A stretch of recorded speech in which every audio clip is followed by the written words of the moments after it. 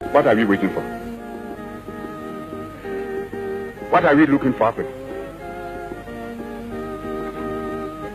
Are we looking for mere charters conceived in the light of the United Nations example?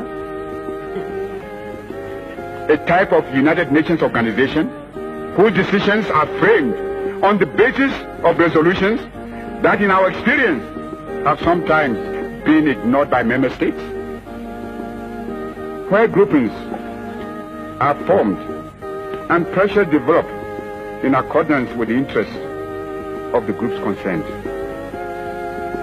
Or is it intended that Africa should be turned into a loose organization of states on the model of the organization of the American states, in which the weaker states within it can be at the mercy of the stronger or more powerful ones politically and economically, and all at the mercy of some powerful outside nation or group of nations?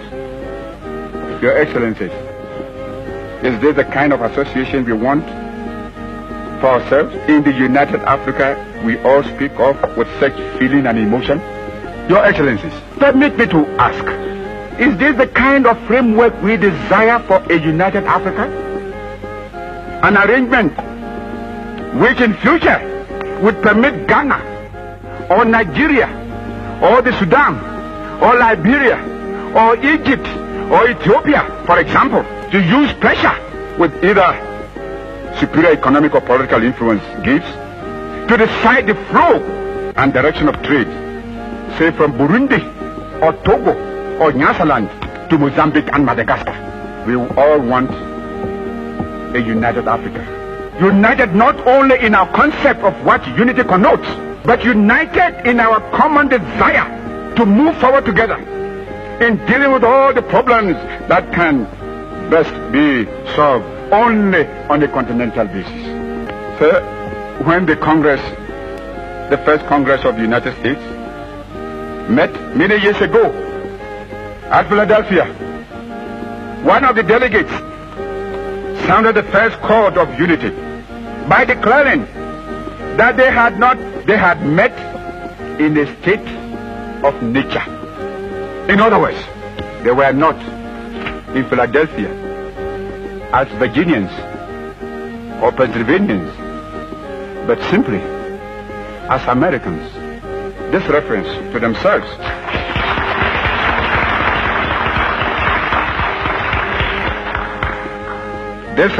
themselves as Americans was in those days a new and strange experience. But may I dare to assert, equally on this occasion, Your Excellencies, that we meet here today not as Ghanaians, Guineans, Egyptians, Algerians, Moroccans, Malians, Liberians, Congolese, or Nigerians, but as Africans.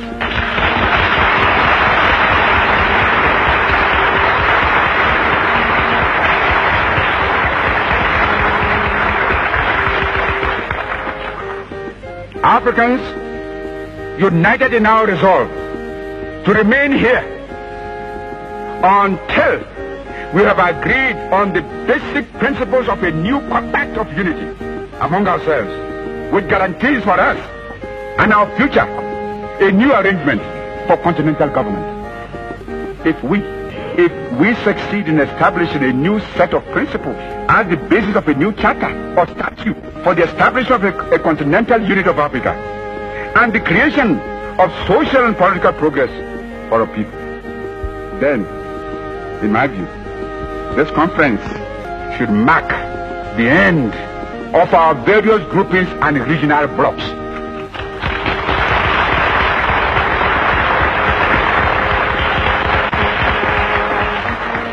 But if we fail and let this grand and historic opportunity slip by, then we shall give way to greater dissension and division among us, for which the people, the masses of the people of Africa, will never forgive us. And the popular and progressive forces and movements within Africa will condemn us, surely.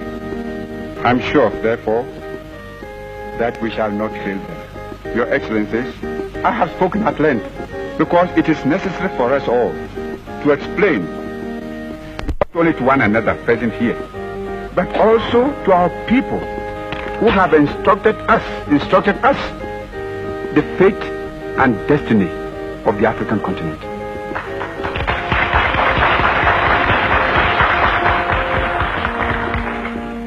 We must therefore not leave this place until we have set up an effective machinery for achieving African unity.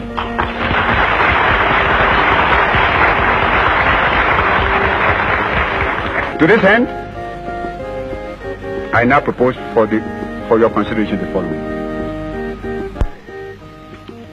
As a step, Your Excellencies, a declaration of principles uniting and binding us together, and to which we must all faithfully and loyally adhere, and laying the foundation of unity should be set down.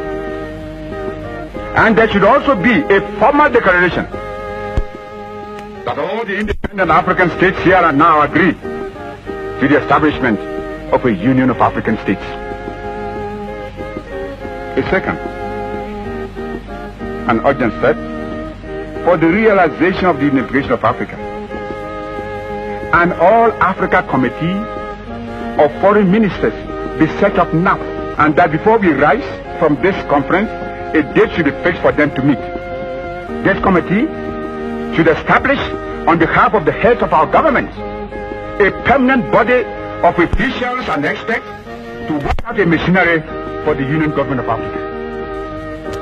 This body of officials and experts should be made up of one or two of the best brains from each of the independent African states. The various charters of the existing groupings and other relevant documents could also be submitted to these official experts, working under the hegemony of a committee of the foreign ministers. And a presidium consisting of the heads of government of the independent African states should be called upon to meet and adopt a constitution and other recommendations which will launch the government of Africa. We must also decide on a location where this body of officials and experts will work as the new headquarters or capital of our union government.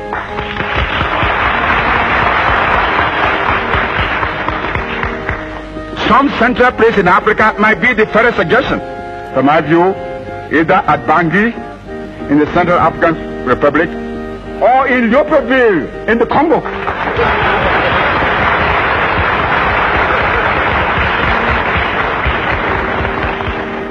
All the officials that will go there, and we shall support their work. My colleagues may have other proposals. The Committee of Foreign Ministers, officials and experts should be empowered, but we have no time, to establish, one, a commission to frame a constitution for the Union Government of African States. Two, a commission to work out a continent-wide plan for a united or common economic and industrial program for Africa. This plan should include for setting up a common market for Africa, an African currency, African monetary zone, an African central bank, a continental communication system. Third, a commission to draw up details for common foreign policy and diplomacy. A commission to produce plans for a common system of defense. A commission to make proposals for a common African citizenship. These commissions will report to the Committee of Foreign Ministers, who should in turn submit within 6 months of the conference their recommendation to the Presidium. The Presidium meeting in conference at the Union headquarters, whether it's at Bangui or Libreville, will consider and approve the recommendations of the Committee of Foreign Ministers in order to provide funds immediately for the Committee of the Permanent Officials and Experts of the headquarters of the Union. I suggest that a special committee be set up now to work out a budget for this. Your Excellencies, with these steps, I submit, we shall be irrevocably committed to the road which will bring us to a union government of Africa. Only a united Africa with central political direction can successfully give effective material and moral support to our freedom fighters in Southern Rhodesia, Angola, Mozambique, Southwest Africa, Bechuanaland, Swaziland, Basutoland, Portuguese Guinea, etc., and of course South Africa.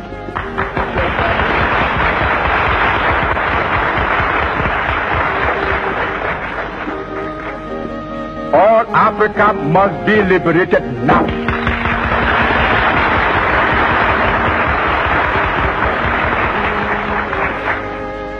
It is therefore imperative for us, here and now, to establish a liberation bureau for African freedom fighters.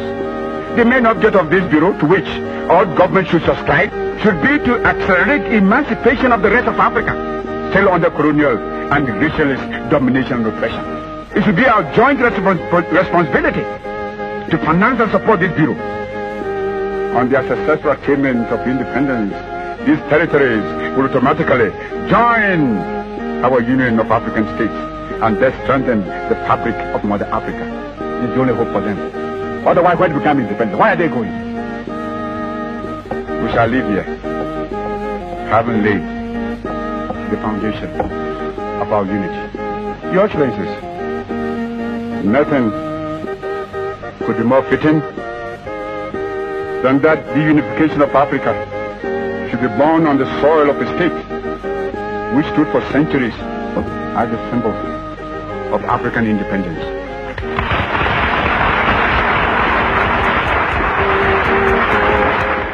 Let us return to our people of Africa, not with empty hands and with high-sounding resolutions, but with the firm hope and assurance that at long last, African unity has become a reality. What brought all of you here? We shall thus begin the triumphant march to the kingdom of the African personality and to a continent of prosperity and progress, of equality and justice, and of work and happiness. This shall be our victory. Victory within a continental government of a Union of African States. This victory would give our voice greater force in world affairs and enable us to throw our weight more forcibly on the side of peace.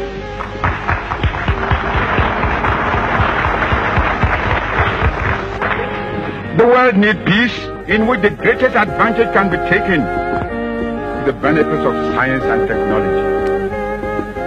Many of the world's present ills are to be found in the insecurity and fear engendered by the threat of nuclear war. Especially, do we, the new nations, need peace in order to make our way into a life of economic and social well-being amid an atmosphere of insecurity and instability that will promote moral, cultural, and spiritual fulfillment. If we in Africa can achieve this example of a continent knit together in common policy and common purpose, we shall have made the finest possible contribution to that peace for which all men and women thirst today, and which will lift once and forever the deepening shadow of global destruction from mankind. Ethiopia shall stretch forth her hands unto God. Africa must unite.